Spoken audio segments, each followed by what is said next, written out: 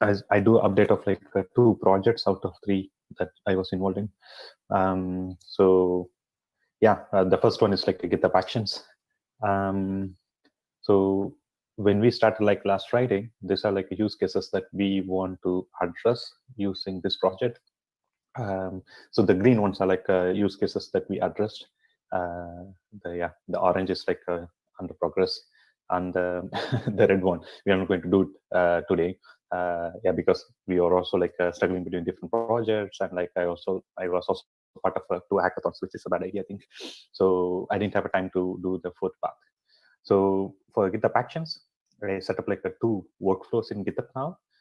One workflow like validates audio files, both for like syntactic errors and like removing like unused prefixes.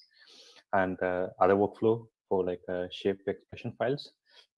This workflow actually like remove unused prefixes from shape expression. So how does it work? So this is an example failing case for like audio file. So in this case, like I'm mimicking how to say like a typical activity of a modeler.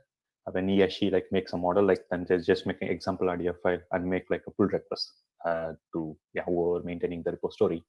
So in this case, like a modeler made a pull request with an audio file with a missing prefix. So they use SIO in their audio file, but SIO prefix not declared. So when they make a pull request, then the checks will automatically happen. Then you get a warning here. So in this case, like the audio file validation task failed. And if you want to know more information about this, you simply click the detailed option. Then you get like, yeah, my trackpad is not so good. Then you get like a detailed like information like why it failed. So in this case, like it says like the prefix IO was missing, and when they fix it and push the fix to the repository, then again the check. Again the check happened, as you can see here, and once the check is done, then they get a green box. So in this case, they fix the missing prefix. So the audio file is like perfect now. The maintainer of this repository, she can manage and merge these changes now. So this is like another example for the shape expression file. So as I said, like for shape expression, like we only did like removing like unused prefixes. So here you see like example of that case here, like example prefix is something that modeler like added to the shape expression file, and they made a commit.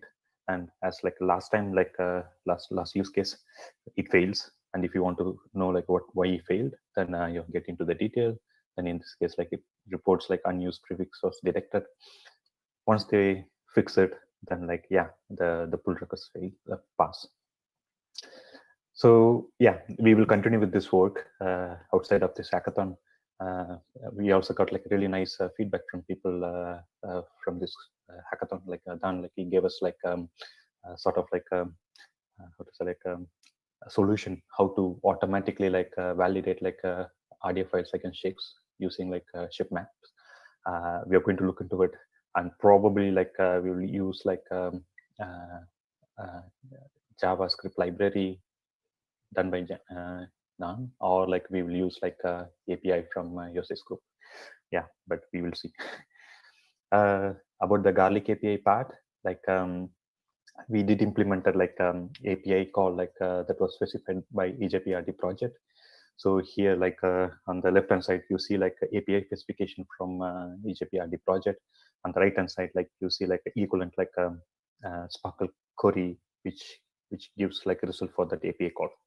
And with garlic, you can also introduce parameters. So within EJPRD project, like for this API call, they want like alpha code as a mandatory parameter, which we can also like actually indicate in garlic that is a mandatory parameter, except with the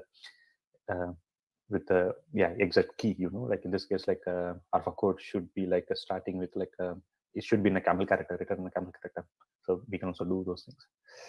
And apart from that, we can also like decorate like the JSON that we get from Triple Store for that particular Sparkle query that I showed in a previous slide. EJPR project also like asks us like some key value pairs in the JSON response that we get from a tuple store, which we can also like actually like configure in like a Garlic API. You simply like use like the transformation rules.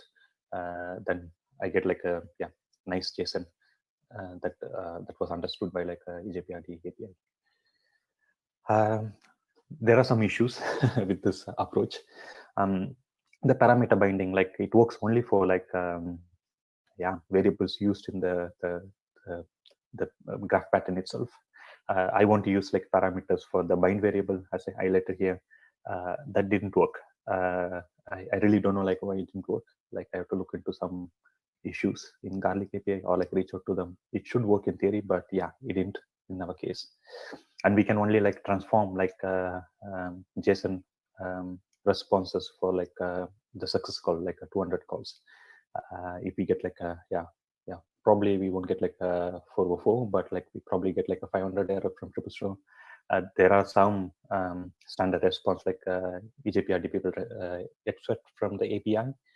Those kind of like responses can't be coded. We will reach out to the original developers of Garlic APIs and see what we can do with that. That's it.